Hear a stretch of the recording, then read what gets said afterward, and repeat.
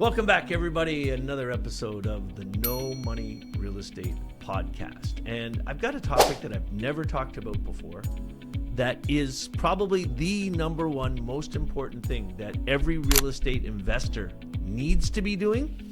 And 99% of them don't bother. And I'm going to get into it right after this. Hey, my name's Ken Dunn, and I'm a real estate investor. I want to welcome you to the No Money Real Estate Podcast. On this show, I'm going to interview elite level real estate investors from all over North America. And I'm going to help you to see one thing that all successful real estate investors have in common. They built their portfolios without using a dime of their own money. I've got a portfolio of $300 million in real estate. That includes resorts, apartment buildings, commercial buildings, and I built the entire portfolio without using a dime of my own money. Real estate is a business that anybody can get into, but the strategies that those tight real estate investors use to build massive portfolios have been kept secret for decades. Now, because of this show, I'm going to reveal them to you. So let's get started. All right, today's show is brought to you by a conversation that I had yesterday, and I'm not going to name names or anything like that, but I want to share this with you because I guarantee, I will bet money that 99% of the real estate investors who hear this are not doing this, and you're going to hurt yourself. You're going to damage the deals you're doing if you don't do it. And let me explain a little bit of the background first. So if you're following my show at all, whether you're watching it on YouTube or listening to it on a podcast, you know that I regularly talk about and try to educate people right across Canada about the 4 steps to successfully investing in real estate. It doesn't matter what kind of deal you're doing. It doesn't matter if it's an apartment building or a short-term rental or a flip. It's all the same 4 steps. And let me explain them to you if you've never heard of them before. If you have heard them before, I want you to say them with me. Number 1, find undervalued properties.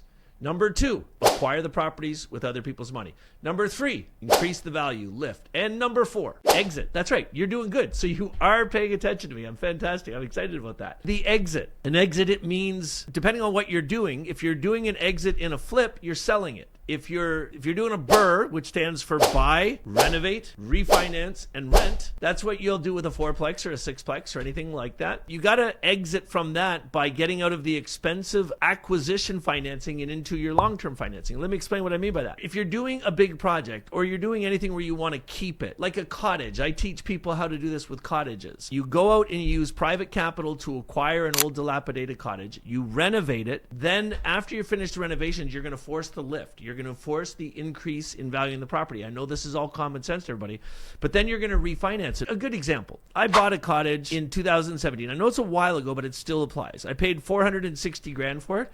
I put $200,000 into it, and the market timing was part of this, but I increased the value to $1.3 million. So what you do at that point, if you want to keep it and rent it, you go into a credit union or a bank, and you ask them to give you a new first mortgage at A rates, and they pay off the expensive construction mortgages. Now, some people are saying, well, I can't get a mortgage through a bank. Well, understand this, that if you increase the value in the property, the bank is going to take that into account. So in cottages, I recommend that you don't do a deal unless you know you can double the value of it. And there's ways to do that. If you are interested in knowing more about that, I'll put a link to our cottage program in the notes from this show. We have a live training that I'm doing pretty well every week. Thursday nights, I think it is. You can check that out with us. But there's a piece that's missing. So I was talking to a guy the other day, and he's got a 3-plex that he's going through this process, and he wants to keep it and rent it. And we were having a conversation about what he's done, and he's done a really great job. He got a 3-plex for, and I think it was in Saskatoon,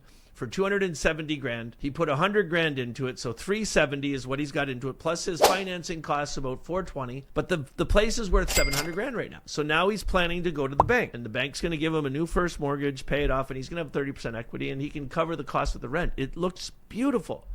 But I asked him a question. I said, what's your credit score? And he didn't have a clue. He didn't know what his credit score was. And friends, this is the part that I wanted to talk to you about today. If you're a real estate investor and you don't know what your credit score is every minute of every day, you're screwing yourself. You're hurting yourself. And it doesn't have to be that way. There are apps that you can use, and I'll get into them in a minute, that will actually tell you how to track your credit score. And it will show you your credit score. And it doesn't hurt. It's not actually pulling the credit because the app apps are owned by the credit companies. So I asked my friend, I said, what's your credit score? And he didn't have a clue. If you're going to go to a bank, if he's going to go to a bank and ask them for a first mortgage, the place has to qualify. Now, when you're doing any type of financing on a smaller project like this, they're going to try and qualify it against you personally. They're going to want you to be the primary applicant on the loan. So your credit and your income comes into account.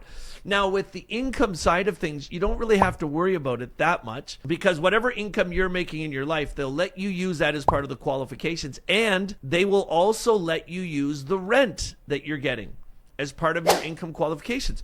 So the primary driver of success and failure in exiting for small deals for any real estate investor that wants to keep the property is your credit score. And if you're not tracking your credit score, if you don't know how to track your credit score and how to improve your credit score, you are hurting yourself, and you will hurt yourself.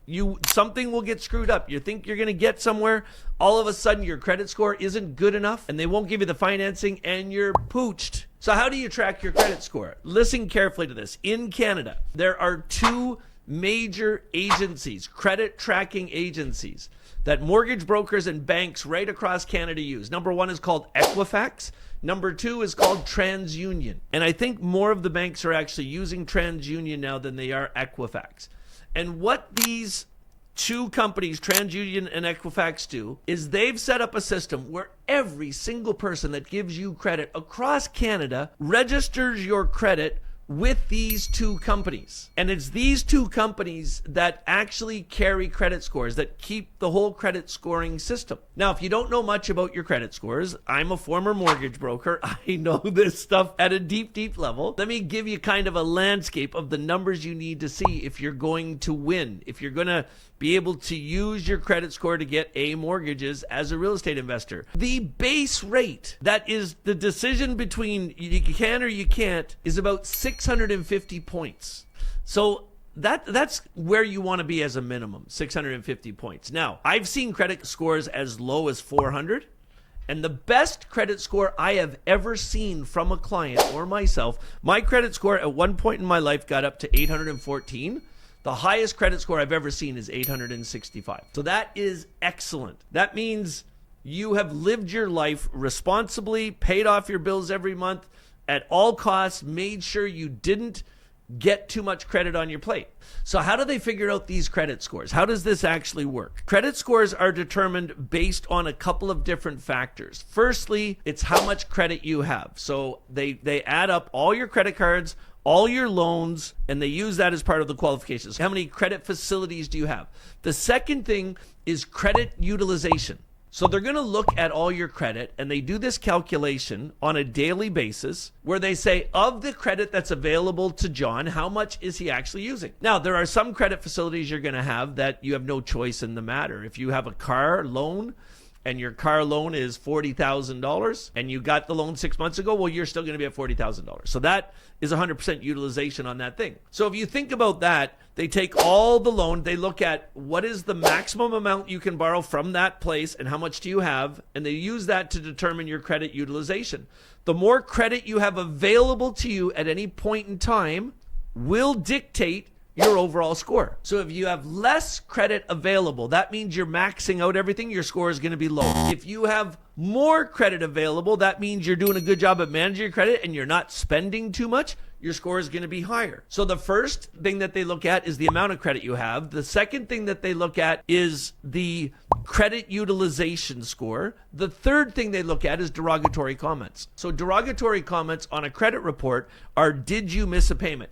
And the number one thing where real estate investors really screw up is in that category. Because you're so busy, you're going nuts, you're running your life, you got 3 or 4 credit cards and you miss a monthly payment. And you don't have it set up on automatically hitting a bank account. So if you miss a monthly payment, even if you were just planning to pay the minimum and you've got $1,000 on your credit card and you've got a $10,000 limit, which is great, but if your minimum monthly payment is $80 on that credit card and you don't make it, that's a derogatory comment. It's going to say missed payments. It's going to hurt you. So they'll look at those 3 things: amount of credit, credit utilization, and derogatory comments, and they'll factor those together and they'll figure out the score. Now, if somebody has a 650 credit score, that means that overall you're doing pretty good. Where real estate investors want to be is 700 or more. Very, very freaking important. If you're over 700 or more, most banks will look at you and say, yep, that's a check. They'll give you that loan. That's where most lenders' criteria is. And believe me, it is that high. Now, some people are saying, well, how do I know what my credit score is and how can I improve my credit? It's not that hard to improve your credit. The most important thing you need to do if you want to improve your credit is don't be a stupid dummy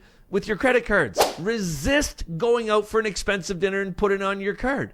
Resist spending stupid shit on your credit cards. Start to live a reasonable life. Live within your means. I mean, this is all shit your parents should have told you. And if you got a bad credit score and I'm the one that's telling you now, it's not really your fault. It's the people that raised you. But let me be your dad for a second and tell you, be smart with your credit cards, because that's going to be the biggest thing that's going to make or break you. All right, the big reveal. How can you track your credit score every day and make sure that you're staying in line? So there are two companies, TransUnion and Equifax. About 10 years ago, both of these companies launched consumer tracking apps. Get these apps on your phone and check your score every single day. What it does is update your score every week, and they display it for you and they tell you what it is. So if you're thinking you want to buy a new house, or you're looking, like if you're doing a BRRRR, and you know in 6 months from now you're going to need to refinance with a bank, if your credit score is not 700, you're in shit. So if you start tracking every day, you can improve it. And what I love about both of these apps, and kudos to TransUnion and Equifax for doing this, these are freaking amazing tools for real estate investors. I'm going to put links to both app stores in the comments of this show so you can download these apps, set up your accounts, and start using them right now. It'll change everything for you.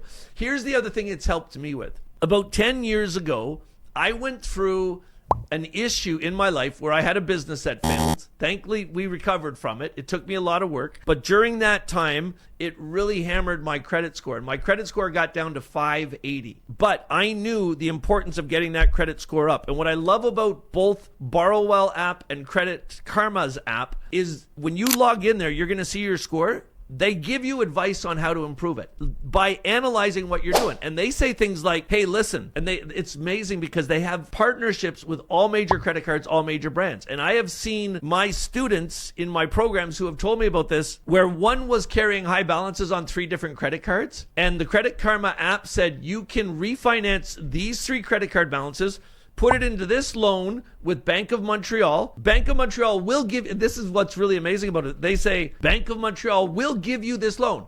They can say that because it would be Bank of Montreal going to Equifax and saying, is this person's credit good enough? So they know your credit, so they give you these recommendations. And my student actually took the app up on it, applied for the loan, got the loan, paid off all the credit cards onto that loan, and their credit score went up by 80 points in 3 weeks. I have seen my credit score go up as much as 10 or 20 points in a week because I followed the advice in the app. You can log into the app, and the app will tell you your credit utilization today is at 93%. So you know in 4 days from now where they're going to reassess that, because they do it once every 7 days, if you leave that at 93%, your score is going down. So you can change things around, move things around. I don't want to say manipulate your credit score, but you can manage your credit score if you do this the right way. So friends, if you're in real estate investing, don't be a dummy. I'm dead serious about that. Don't be a dummy.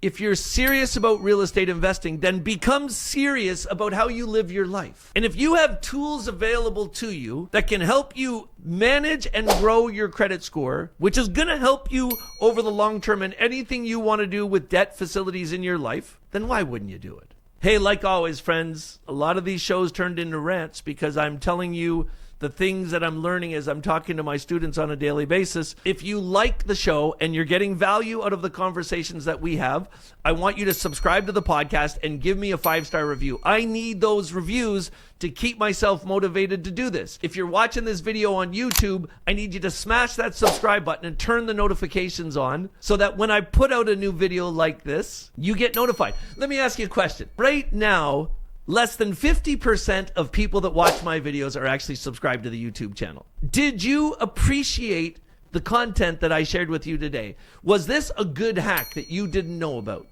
And would you agree with me that if this was informative and you really got value out of this, then you'd be a dummy not to subscribe to the YouTube channel? And if that's the case, hit that subscribe button, and I'll see you on the next episode of the No Money Real Estate Podcast. We'll see you soon.